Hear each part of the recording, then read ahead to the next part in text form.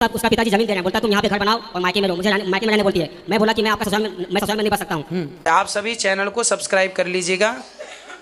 जो भी यूट्यूब पर देख रहे हैं चैनल को सब्सक्राइब कर लीजिए और शेयर कीजिएगा।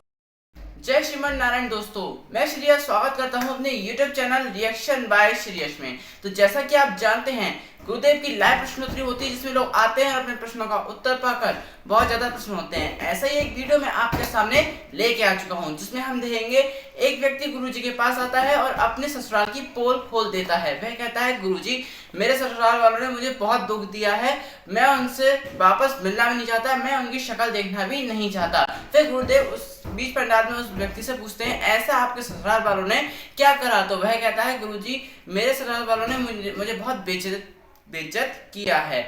उस पर गुरुजी ने उसको क्या समझाया है, क्या बात हुई है उन दोनों के बीच, हम इस वीडियो में देखने वाले हैं। तो ना ज्यादा आपका कीमती समय लेते हुए मैं स्टार्ट करूंगा आज का इंटरेस्टिंग वीडियो। जी कल मैंने आपने एक प्रश्न बोला था, किसी ने पूछा था, माइक पास में लो। हेलो, किसी ने प्रश्न पूछा था आपसे कि द्वारकाधीश नगरी पानी में क्यों डुबो दी, तो आपने बोला था कि उनका गलत इस्तेमाल ना हो सके इसलिए डुबो दी। ठीक है, लेकिन क्या गांधी जी की श्राप से नहीं डूबी थी? भाई श्राप तो एक अलग सब्जेक्ट था। देखो, भगवान पर किसी का कोई श्राप नहीं चलता। भगवान को श्राप दिया गांधारी ने कि आपकी आंखों के सामने आपका वंश लड़के चला जाएगा। ये श्राप भगवान ने स्वीकार कर लिया। बाकी भगवान है, उन्हें किसी के श्राप की आवश्यकता नहीं है, कोई लागू नहीं होता उन पर। फिर भी वो भक्त की वाणी रखने के लिए क्या पालन किया उन्होंने? हाँ, ग्रहण कर लेते। हाँ बिल्कुल, गांधारी का श्राप फिर भगवान ने ग्रहण और किया। दूसरा प्रभु जी, मैं ये पूछना चाह रहा हूँ कि हर जगह भगवान का अर्थ बताया जाता है कि भगवान मेरे पिता परमेश्वर हैं, कोई बोलता है कोई मेरे भाई हैं, कोई बोलता है मुझको। तो भगवान का असली जो हम परिभाषित है वो कैसे करें? जाकी रही भावना जैसी, प्रभु मूरत देखी तिन तैसी। भगवान एक रूप के नहीं है ना। अब द्रौपदी ने भाई बनाया, गोपियों ने पति बनाया, मीरा ने पति बनाया, यशोदा ने पुत्र बनाया, ठीक है, अर्जुन ने सखा बनाया। तो आप जो भाव से भगवान को भजें, ईश्वर आपको उस रूप में प्राप्त हो जाएंगे। क्योंकि पारशर मुनि ने जी ने एक बात बोली थी कि वैसे भूमि गैसे गगन वैसे वायु आकाश अंडा आकाश और नैसे नीर, 5 तत्वों को मिलकर बनता भगवान और इस 5 तत्वों में इंसान लीन हो जाता है। पंचतत्व जिसे कहते हैं, बिल्कुल है, वो भी सत्य है। भगवान से ही सब बना और भगवान में भी मिलेगा, ईश्वर के बाहर कुछ है ही नहीं। तीसरा प्रश्न प्रभु जी ये मेरा कि ब्राह्मण कौन है? ब्राह्मण कौन है? जो कर्मनिष्ठ है, धर्मनिष्ठ है, वही ब्राह्मण। तो कर्म बड़ा है धर्म बड़ा है?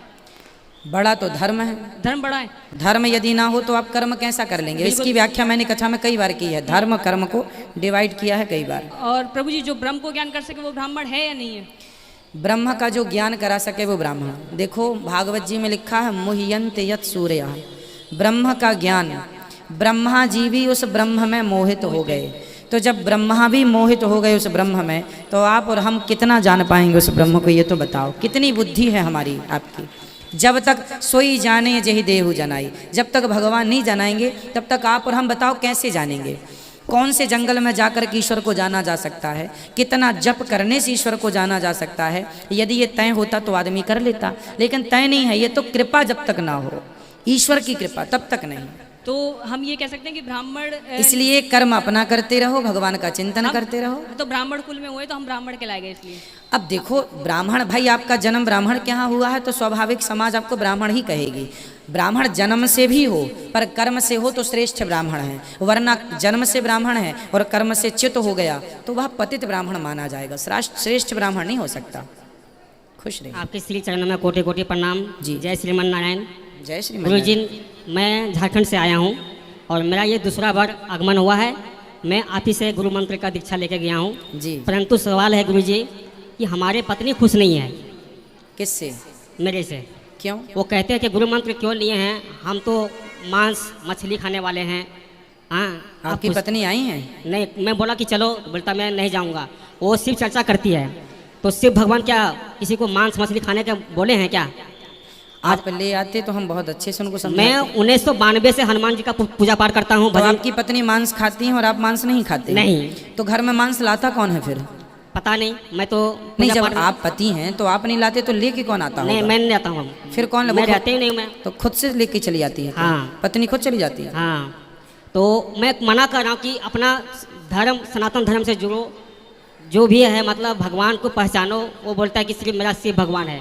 तो शिव ठीक है, शिव जी को भी भगवान आप मान रहे हैं तो बुरा नहीं है। हाँ। तो पर शंकर जी के मानने वाले मांस थोड़ी खाते हैं। खाते हैं, वही तो। अब ये तो गलत प्रचार करे कोई तो क्या बच्चा करे? को भी वही ज्ञान दे रहा है, परंतु एक सवाल और है। जैसे- भगवान शंकर के सारे भक्त भगवान वैष्णवानाम यथा शंभु, शंकर जी सबसे बड़े वैष्णव हैं। और एक बात है, मैं 3 साल से मायके में रह रही है, तो उसका पिताजी जमीन दे रहे हैं, बोलता है तुम यहाँ पे घर बनाओ और मायके में रहो, मुझे मायके में रहने बोलती है। मैं बोला कि मैं आपका ससुराल में नहीं बस सकता हूँ, मुझे आपको बसना होगा, अगर नहीं बसना है तो आप शादी कर सकते हो।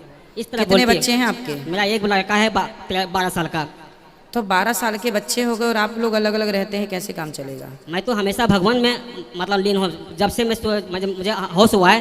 कहावत कि जब से होश अच्छा संभाला। ये बताओ, पहले आप मांस खाते थे? नहीं, पहले शुरू से आप नहीं शुरू खाते? से मैं नहीं खा रहा हूँ। अच्छा, पत्नी खाती थी? हाँ, तो जब से शादी मेरा 2004 में हुआ है, तो अभी वो मायके में जैसे 3 साल से, तो सास ससुर बोलता है कि आप यहीं घर बनाओ, मैं ज़मीन दे रहा हूँ, और 6 साल मेरा है।